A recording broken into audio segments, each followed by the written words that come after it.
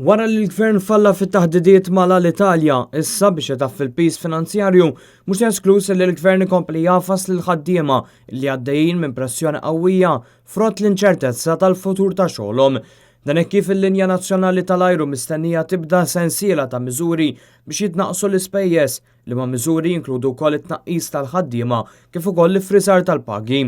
Dan kien żvelat mill-gazzetta The Sunday Times of Malta fejn sorsi qalu li l-Air Malta mistennija tkompli topera waħda hekk kif m'hemmx sħab strateġiċi interessati f'negozjati mal-linja nazzjonali tal-ajru Maltija.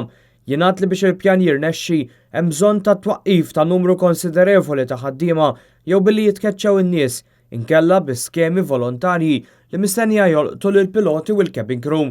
The Sunday Times tirrapporta wkoll li mhux esklus ukoll li ssir privatizzazzjoni fil-ħidma ta' ground handling jew inkella negozjar mill-ġdid ta' ftehim kollettiv ta' dawn il-ħaddiema.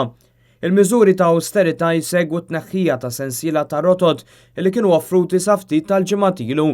Ftit ilu l-Ministru Edward Zammit Lewis wara ħafna spekulazzjoni u wara li ma kienx qed jinforma lill-unions b'dak li kien qed isir fin-negozjati mal-Italja ħareġ iħabbar li l-Gvern falla fin-negozjati.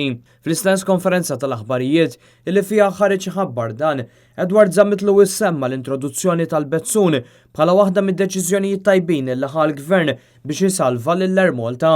Inti taħseb li d-deċiżjoni tal-bezzun illi jġibunna il-medja li nkurqodu jġibu l-lapes u l-pensilma, dik kienet deċiżjoni tajba. Fl-aħħar xhur in-negozjati mal-Italja kienu kritikati minn diversi l-aktar għaliex l-Italja kienet qed issofri telf ta' €900,000 kuljum u diversi esperti sostnew li n-negozjati lanqas biss messhom bdew.